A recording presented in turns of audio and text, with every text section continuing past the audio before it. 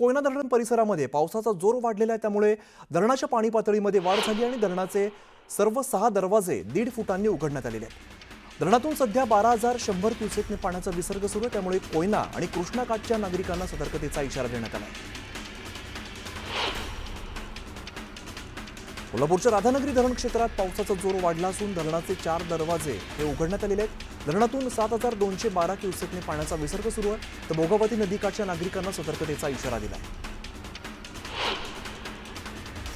हिंगोली जिल्ह्यात मागील 2 दिवसांपासून मुसळधार पाऊस सुरू आहे। पावसामुळे सिद्धेश्वर धरणाच्या पाणी पातळीमध्ये वाढ झाली आहे। सिद्धेश्वर धरणाचे 8 दरवाजे उघडण्यात आले असून पूर्णा नदीपात्रात 6,579 क्युसेकने विसर्ग सुरू आहे। वाशिमच्या मालेगाव तालुक्यामध्ये ढगफुटी सदृश्य पाऊस झाला, त्यामुळे नदी नाल्यांना पूर आलाय, तर पुराचं पाणी शेतात शिरल्यामुळे उभी पिकं पाण्याखाली गेली आहेत। परभणीच्या येलदरी धरणातून 4,220 क्युसेक वेगाने पाण्याचा विसर्ग नदीपात्रात सुरू आहे, त्यामुळे येलदरी धरण क्षेत्रातील पावसाच्या संततधारेमुळे नदीकाठच्या गावांना सतर्कतेचा इशारा दिला आहे। पूर्णा तालुक्यातील आहेरवाडी गाव परिसरातून जाणाऱ्या नदीला पूर आलाय। आहेरवाडीतील पूल पाण्याखाली गेल्यामुळे गावचा जिल्ह्याशी संपर्क तुटला। रत्नागिरी जिल्ह्यातील दापोली तालुक्यात कुडावडे नदीने धोक्याची पातळी ओलांडली आहे। नदीला पूर आल्यामुळे दापोली मंडणगड राज्यमार्गावरील वाहतूक पूर्णपणे ठप्प झाली आहे। नांदेड जिल्ह्यात मुसळधार पाऊस झाला। इसापूर धरणातून पाणी सोडण्यात आल्यामुळे पैनगंगा नदीला पूर आलेला आहे। हदगाव, हिमायतनगर, किनवट आणि माहूर या 4 तालुक्यातील शेतीला पुराचा फटका बसला, त्यामुळे शेतकऱ्यांनी मदतीची मागणी केली आहे। वाशिम जिल्ह्यात 2 दिवसांपासून पावसाने धुमाकूळ घातलाय, त्यामुळे नदी नाल्यांना पूर आलाय। हजारो हेक्टरवरील सोयाबीन, तूर, कपाशी, हळद यासह भाजीपाल्याचं मोठं नुकसान झालंय। या पुरामुळे धोडप, करडा हा मार्ग सुद्धा बंद झालेला आहे। जळगाव जिल्ह्यातील जामनेर तालुक्यातल्या तोंडापूर या ठिकाणी झालेल्या मुसळधार पावसामुळे तोंडापूर मध्यम प्रकल्प 75% भरलाय। पाण्याच्या पातळीमध्ये वाढ झाल्यामुळे शेतकऱ्यांचे विद्युत पंप धरणाच्या गाळामध्ये रुतून बसले। धाराशिवच्या माकणी या ठिकाणी निम्न तेरणा प्रकल्पाचे 10 दरवाजे 10 सेंटीमीटरनं उघडण्यात आले। धरणातून 3,806 क्युसेकने पाण्याचा विसर्ग सुरू आहे, त्यामुळे नदीकाठच्या गावांना सतर्कतेचा इशारा दिला आहे। रत्नागिरी जिल्ह्यातल्या खेडमधील जगबुडी आणि नारंगी नदीने जवळपास धोक्याची पातळी गाठल्यामुळे पूरस्थिती निर्माण झाली आहे। एकविरानगर या ठिकाणी पाणी साचल्यामुळे दापोली आणि मंडणगड या मार्गावरील वाहतूक ठप्प झाली आहे। अमरावती आणि वाशिम जिल्ह्यामध्ये सुरू असलेल्या पावसामुळे पूर्णा नदीची पाणी पातळी वाढली आहे, त्यामुळे अकोला जिल्ह्यातील गांधीग्राम या ठिकाणी शिवमंदिर पाण्याखाली गेलंय। उद्या श्रावण महिन्याचा शेवटचा सोमवार असून अकोला शहरात मोठी पालखी आणि कावड यात्रा असते, त्यामुळे भाविकांनी नदीपात्राजवळ जाताना काळजी घेण्याचं आवाहन प्रशासनानं केलंय। वसई विरारमध्ये पावसाने पुन्हा एकदा झोडपून काढलेला आहे। पावसामुळे नालासोपाऱ्यातील तुळिंज रोड, गालानगर, मजेठिया पार्क, संकेश्वर नगर आणि राजनगर या ठिकाणच्या रस्त्यांवरती पाणी साचलंय, त्यामुळे वाहन चालकांना मोठी कसरत करावी लागते। जालना जिल्ह्यातल्या भोकरदन जाफराबाद रोडवरती गुडघाभर पाणी साचलंय। भोकरदन तालुक्यामध्ये मुसळधार पाऊस झालाय, त्यामुळे अनेक मार्ग पाण्याखाली गेले, तर वाहनधारकांना मोठी कसरत करावी लागते। नंदुरबार जिल्ह्यातून वाहणारी गोमाई नदी दुथडी भरून वाहू लागली। मध्य प्रदेशात झालेल्या पावसामुळे गोमाई नदीच्या पाणी पातळीमध्ये वाढ झाली आहे। नंदुरबार जिल्ह्यात पावसाने दडी मारल्यामुळे दुथडी भरून वाहणारी नदी पाहण्यासाठी नागरिकांनी मोठी गर्दी केली आहे। दरम्यान यवतमाळ जिल्ह्यामधून वाहणाऱ्या पैनगंगा नदीला पूर आलाय आणि या पुरामुळे शेतीचं मोठ्या प्रमाणात नुकसान झालेलं आहे। शेतकरी आर्थिक संकटात सापडलाय आणि नुकसानग्रस्त शेतकऱ्यांशी संवाद साधलाय आमचे प्रतिनिधी भास्कर मेहरे यांनी। यवतमाळ जिल्ह्यात गेल्या 2 दिवसात प्रचंड प्रमाणात पाऊस झाला आणि त्यामुळे ग्रामीण भागातील नद्या आणि नाल्यांना पूर आला।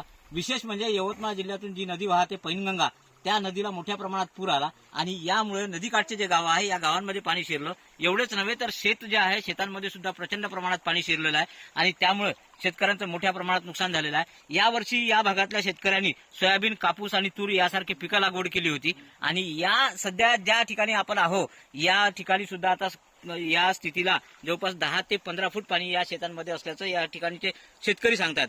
काही शेतकरी आपल्यासोबत, त्यांना सुद्धा आपण नुकसानाच्या संदर्भात त्यांच्याशी आपण चर्चा करूया। दादा, मला एक सांगा की नेमक्या कशा पद्धतीने तुमचं नुकसान झालेलं आहे पुरामुळे? आम्हाला पैनगंगा नदीला पूर आला की बॅकवॉटर इकडे येते आणि काही जमीन खरडून जाते आणि काही जमीन पाण्यात येते. आज आपण जिथे उभे आहोत रात्री तिथे 20 फूट पाणी होतं. त्याच्यामुळे आम्हाला पिकाचं तर नुकसान आहे आणि बाहेर निघायला रस्ता सुद्धा राहत नाही. आज तुम्ही जिथून आला ट्रॅक्टरनी यायचं काम पडते, पेशंट असला तर ट्रॅक्टरनी न्यायचं काम पडते आणि आमची मागणी आहे या रस्त्याला पुलाची, पण शासन त्या पुलाकडे दखल देत नाही आहे. भास्कर मेहरे, न्यूज 18 लोकमत, मुकुंदपूर, यवतमाळ. आता घेऊया उर्वरित बातम्यांचा वेगवान आढावा.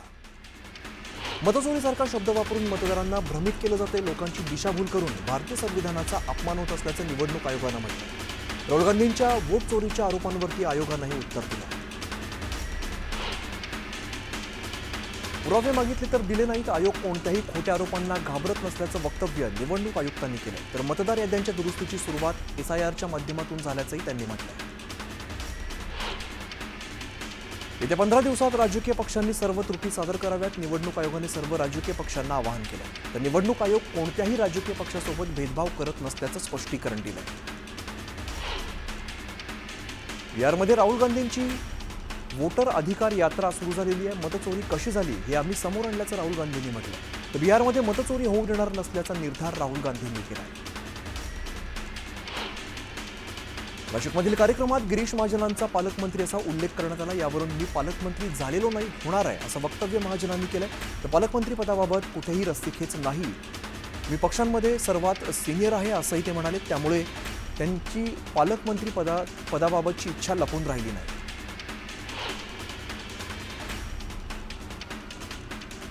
भाजप पक्षाप्रमाणेच निवडणूक आयोग ही खोटं आणि रेटून बोलतोय असा आरोप काँग्रेस नेते नाना पटोलेंनी केला. निवडणूक आयोगाने राहुल गांधींवरती केलेल्या विधानांनंतर पटोलेंनी प्रतिक्रिया दिली. क्रीडा खातं बरं होतं, त्रास नव्हता, कृषी मंत्री दत्तात्रय भरणेंनी वक्तव्य केलं. दरम्यान वाद होईल असं लक्षात येताच भरणेंनी सारवासारव केली. त्रास नाही ही तर जबाबदारी असल्याचं भरणेंनी म्हटलं. प्रतिभा शिंदे यांच्या पक्षप्रवेशाला विरोध करणाऱ्या कार्यकर्त्यांचे अजित पवारांनी कान टोचले. कार्यकर्ते कमी असले तरी चालतील, पण जे असतील ते जीवाला जीव देणारे पाहिजेत असं वक्तव्य अजित पवारांनी केलं. माजी मंत्री पद्माकर वळवी यांनी काँग्रेसमध्ये पक्षप्रवेश केला. काँग्रेसचे प्रदेशाध्यक्ष हर्षवर्धन सपकाळ यांच्या बुलढाणा या ठिकाणी निवासस्थानी जाऊन त्यांनी काँग्रेसमध्ये प्रवेश केला. अण्णा हजारे यांच्या खांद्यावरती बंदूक ठेवली, अण्णा हजारे यांचा वापर केला म्हणून स्वतःच अण्णा हजारे बाजूला गेल्याचं वक्तव्य प्रफुल्ल पटेल यांनी केलं. उपमुख्यमंत्री अजित पवारांनी जळगावमधील चिंचोली मेडिकल हबच्या कामाची पाहणी करत झाडाझडती घेतली. बांधकामाच्या गुणवत्तेवरती अजित पवारांनी कंत्राटदारासह अधिकाऱ्यांना खडेबोल सुनावले. शेतमजूर आणि ग्रामीण मजुरांना दरमहा 6,000 रुपये पेन्शन द्या, शेतकऱ्यांचं संपूर्ण कर्ज माफ करून 7/12 कोरा करा अशी मागणी शेतकरी नेते अजित नवले यांनी केली.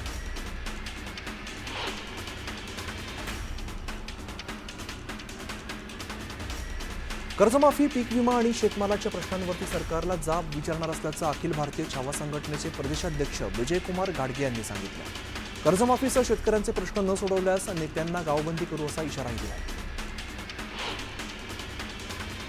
अभिनेते किशोर कदम यांचं मुंबईतील घर धोक्यात आल्याचं काही दिवसांपूर्वी त्यांनी सांगितलं. तसंच मुख्यमंत्री, उपमुख्यमंत्री आणि सहकार मंत्र्यांकडे मदतीची मागणी केली होती.